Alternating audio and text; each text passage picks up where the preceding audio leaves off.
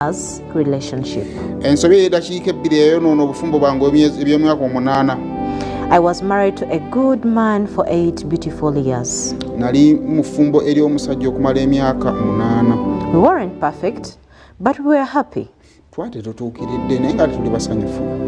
We had three lovely children who were the center of our world.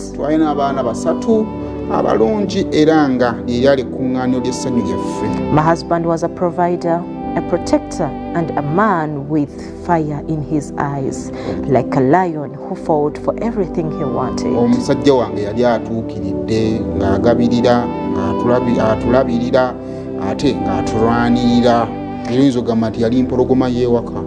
But then came that night, the night the devil handed me the same apple he once gave to Eve.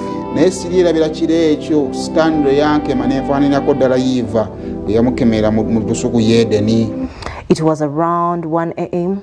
I had just woken up from a bad dream and was sitting beside my sleeping husband when his alarm rang.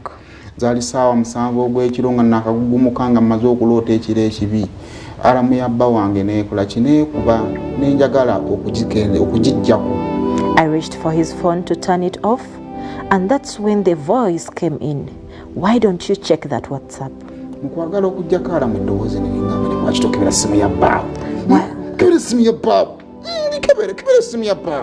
What if he's hiding something? I opened his WhatsApp, and there it was, a chat. Flirty words, a woman's name I didn't recognize.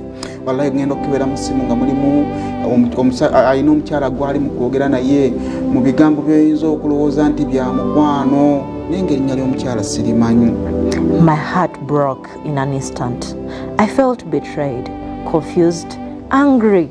1,000 thoughts raced through my head.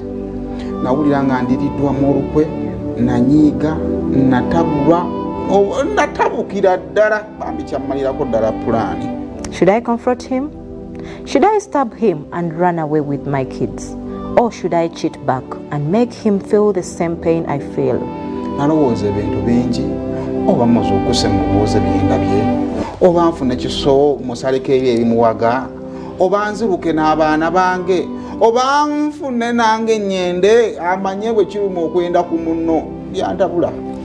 By morning, I couldn't even look into his eyes. He noticed my silence instantly. That's the one thing about him. He was very observant.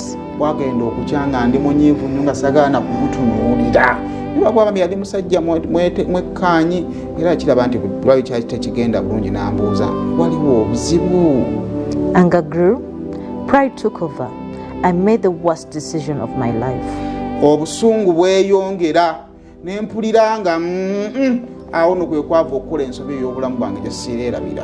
I decided to cheat back for revenge, and foolishly I chose my ex, someone who had always lingered around my life.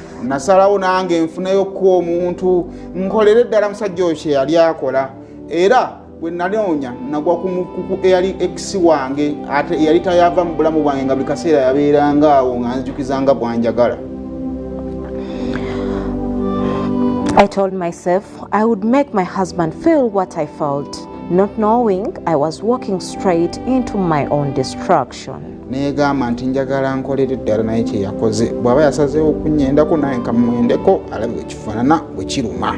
The devil's laughter echoed loud. That day, because my husband had a business conference at the same hotel, I chose for the revenge.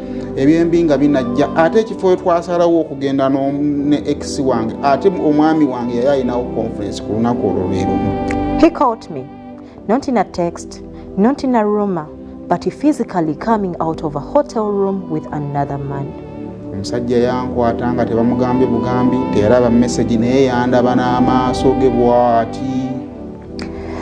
The ground could have swallowed me, and I would have thanked it. The shame was unbelievable. My husband didn't create a sin.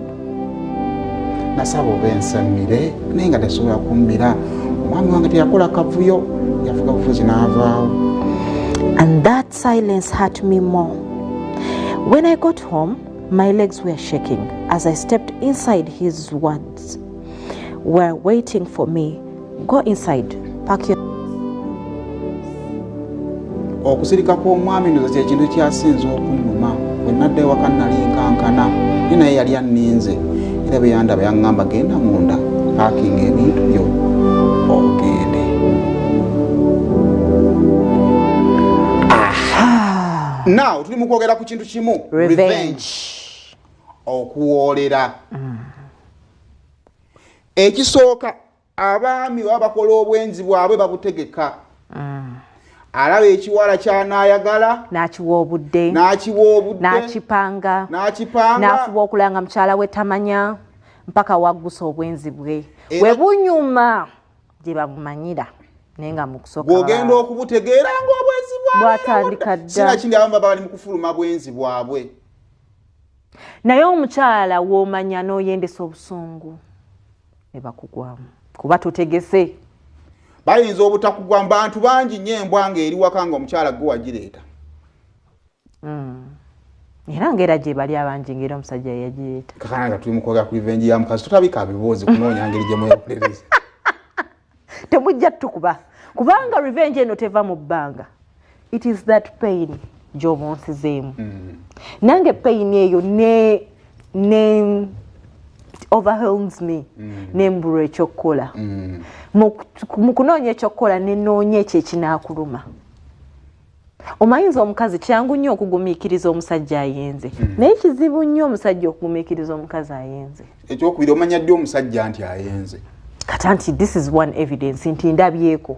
Singa tugenda mu WhatsApp group mu gendo gyogamba nti nayenda nga nkadde ne weeba nkaddira oba wayenda okwenda tekuliko budde. Ekyokubiri okimanyi nti nno mu ssimu yo mulimu omusajja oyo atavaamu naye nga akimanyi nti oli mufumbo era tetulina bye twali tutuuse naye ng'okimanyi tavaamu asirika nadda. Okimanyi nti omusajja oyo buli wajja mu inbox akuyita hani singa message eyo ejja waggulu negamba hani nga nkunnyonnyola kubanga nze mba nkimanyi singa gye nali ntuuse. Singa message eyo ejja waggulu nejjanga eraga nti hani ng'ombuuza nga nkunnyonnyola. Okimanyi nti nno nze singa ndabulabe message eyo hani nkitwala nti omwagala bw'oba tufuddeyo kumbuuza. Ategedde bulungi kitegeeza nti nno essimu eno biringa byenda mbu tubiveeko nga bw'otakeberanga byenda bya bbaawo kumanya oba bitukulu biri wala eno endi kumpi kati nayo gitwale ng'ebyenda nawe olina ebiri okumpi byotakeberanga. Mu butuufu abakyala twebuulirira ne tugamba leero kendabye ku kino essimu y'omusajja kangiveeko naye wabaawo ebitusindiikiriza omusajja waba teyamanyira kwenda nga tewamumanya nti ng'okimanyi mu butuufu waliwo omuntu nga gwowolereza noga omusajja nga essimu enzi ebisigadde byonna bisobola okugaana naye essimu enzi lwayenzi you notice okimanya omulabirawa embeera ze zikyuka atya munnanga obwenzi ngeri gye buli nti bwa sitaani bulina amaanyi bwago.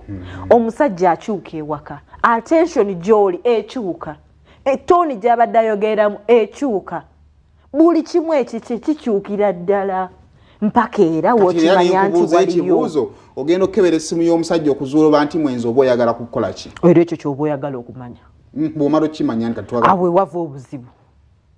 Kakati tumaliriza bwe tuti tokubiranga ssimu ya musajja buba bufumbo ky'obwo nga tolina kiddako buba bufumbo ki lwaki mututeeka ku bunkenke nti omutokebera ssimu ya musajja naye nga we are in marriage is between partners. You can go through my phone, I can go through your phone. Kya busiru ekyo ekisemberayo ddala ate ne weegulumiza oyagala okebera ey'omukazi era n'abasajja bakebera ey'abakazi nabo balimba. Which kind of marriage is that? N'omusajja akebera ey'omukazi lwa nsonga egyo emu kakati nno mwe muli abasajja tulina ebikula byabiko ebyo kati nomunange nze ate akwana tannuma abo daba baluma tolimba mulirayo kino bulira nti nze nkugamba nze akwana takola ki takuluma naye ate gwe oyinza okulowooza atannuma ate nga ajja kukola ki kunnuma nja kugwa ku musajja nga akuwemula naye nga gwe tomwagala naye yakuwemudde kyeyakuwemudde nekikusanyusa gwe ate wakoze ebigambo wandise ebigambo ebyo ate nze kyo kinzijeko. naye nze mpuliranga nanyagadde n'ogenda ku status yo n'ogirayikinga nti ze sikebera simu wataddeyo status ng'oyambadde eki ebintu byo bulungi nga bw'oyambadde omusajja najja ku status ngamba you look very beautiful gwe ne mmala nkukwatako nekikunyiiza kaakati ekyo nekimpisa nesikyagala neŋŋamba oke mukyala wange ekyagenda ku respondinga naki so olinda nze kyenziramu kyekikunyiiza oba nekikulekaawo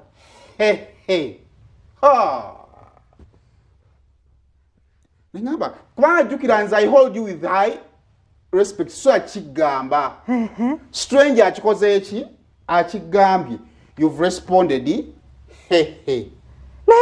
talina nnyo makulu Anedo, you've taken it lightly. So what do you want me to do through the phone? Thank you. Kati awo Simonze wesekebera ki? Kubanga ekyokukwana buli mukazi bamukola ki? Bamukwana. Naye ate olwo kibakugamba nga nze mpulira. Olina kiteekako maki? Nyina ku reactingira no gatoddamu kuŋŋamba bintu bine ku blockingirawo. Gwe tewatadde n'omubulokera wakoze eki?